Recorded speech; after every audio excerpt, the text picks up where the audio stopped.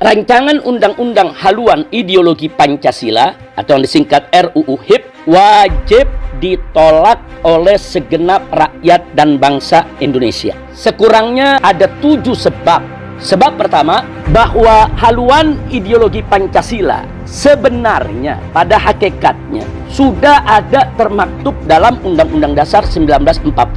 Sehingga tidak boleh diturunkan harkat, martabat, dan derajatnya menjadi hanya sekelas undang-undang.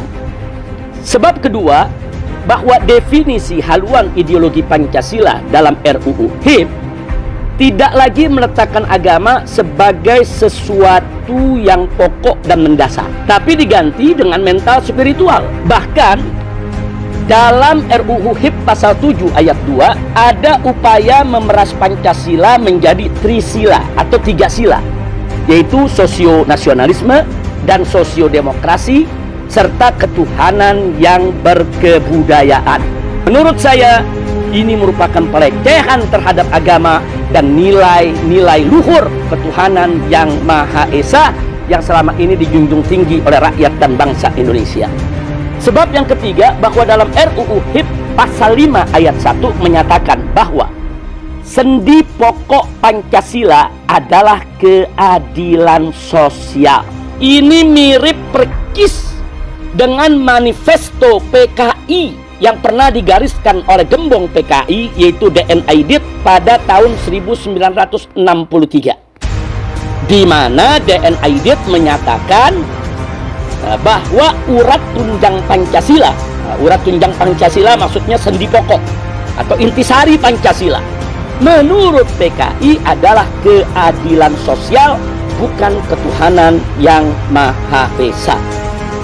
Nah, sekarang sebab yang keempat, bahwa RUU HIP tidak memuat TAP MPRS nomor 25 tahun 1966 tentang pembubaran dan pelarangan PKI serta pelarangan penyebaran paham komunisme, Leninisme, dan Marxisme.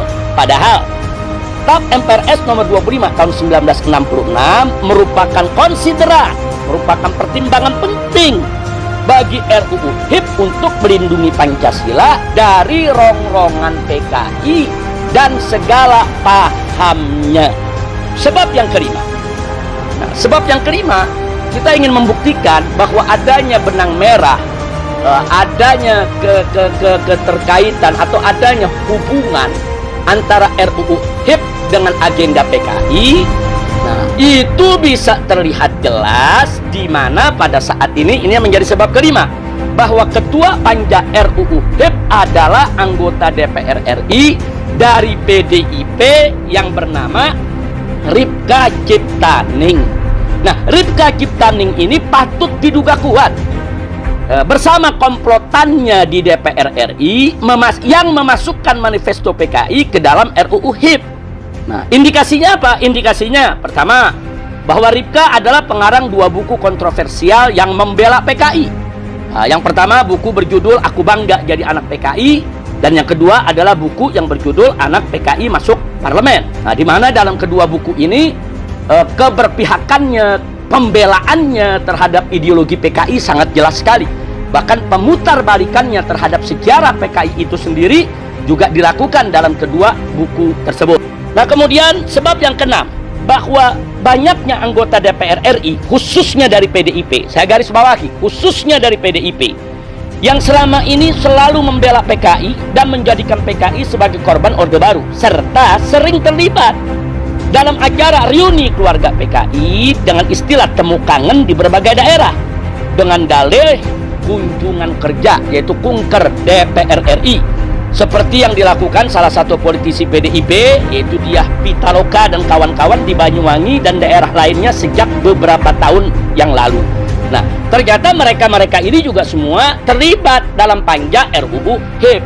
Mereka ini semua juga terlibat di dalam penyusunan RUU HIP. Nah, jadi keterkaitan RUU HIP dengan agenda PKI, dengan manifesto PKI tidak terbantahkan lagi.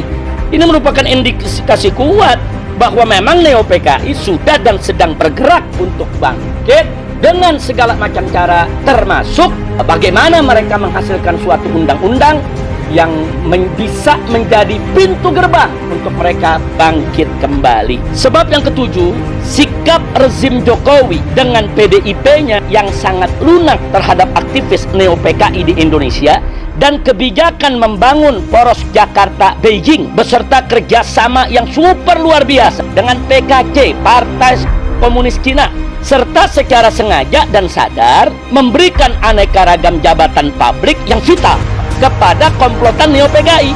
Seperti baru-baru ini Iman Brotoseno diangkat sebagai dirut TVRI yang baru. Nah, orang ini pembela PKI, orang ini berideologi PKI. Nah, padahal kita tahu TVRI itu adalah alat propaganda yang sangat efektif. Sehingga dengan adanya yaitu generasi muda neo-PKI menjabat sebagai dirut TVRI, sehingga gerakan neo-PKI lebih leluasa mengemas dan menjalankan agendanya lewat TVRI.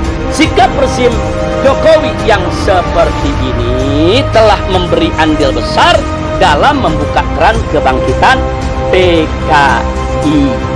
Nah, termasuk yang dilakukan oleh rezim Jokowi dan PDIP secara bersama-sama memasukkan generasi muda neo-PKI sebagai anggota panja untuk menyusun daripada RUU HIP tersebut. Ini artinya gerakan ini sangat struktural, gerakan ini sangat sistematis, gerakan ini betul-betul gerakan yang sangat berbahaya dan mengancam daripada keutuhan NKRI.